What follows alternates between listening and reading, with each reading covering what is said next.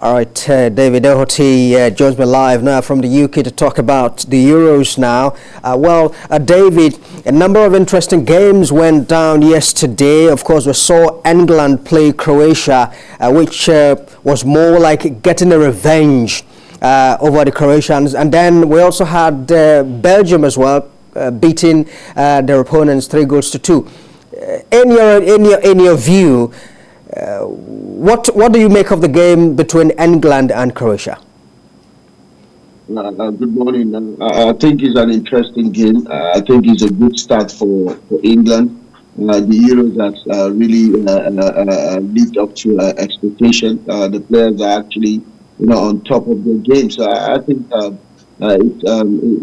it's looking good. It's an interesting one for England. To pick a win against Croatia yesterday. And going into the Euros, fans had a challenge. As a matter of fact, they were asking Southgate to bring in Jack Grealish instead of Raheem Sterling. But of course, he justified his inclusion yesterday in the team, didn't he?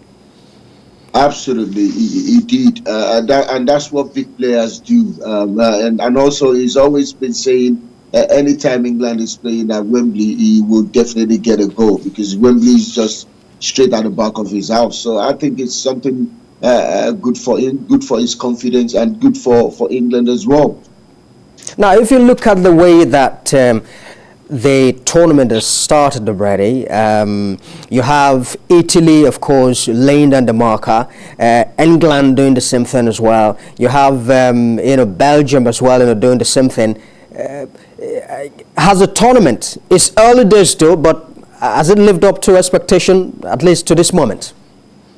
It has, and that's what I said earlier. That the Euros has actually lived up to expectation. The players, the teams, like you mentioned, Italy defeated Turkey. Also, I think Netherlands also won yesterday against Ukraine. So Belgium did the same thing. So it's what we expected. Is what big countries like that should rise at this point in time to ensure that we enjoy a good football of Euros at this time around.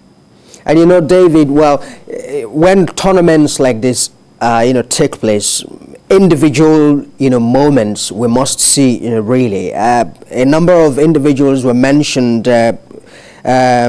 Someone like Harry Kane, someone like Lukaku, Mbappe. We haven't seen Mbappe do, but we've seen Lukaku. We've seen Harry Kane as well.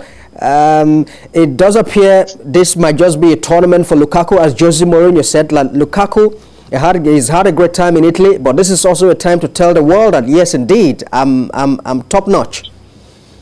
It is. This is where big players should come out and show what their works is like. I think Mbappe, we're definitely going to see the likes of Mbappe when they take on Germany, I think probably today. So I think the game is, the tournament just started. So most of the big players will definitely rise up. We'll see the likes of Pogba, Kante. Don't forget Kante in the setup of the French side as well. It's definitely going to be a lively one. Lukaku has already turned up the stage, scoring a brace for Belgium. So let's wait. Harry Kane will definitely do the same thing. But yesterday he was part of that. He actually worked very hard. Hopefully he will get on the score sheet in the next game for England. I think the game is just started.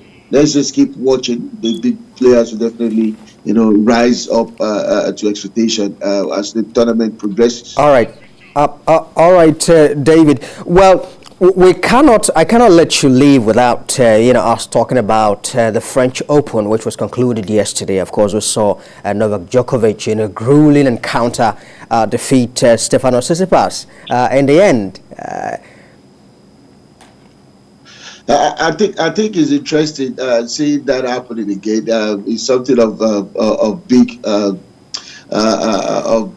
do I call it?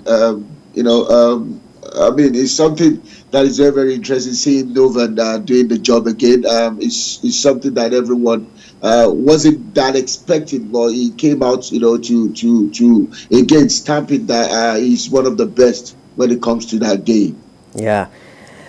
David Doherty, always interesting having you talk sports with us on TVC Breakfast. Many thanks indeed for sharing your thoughts with us.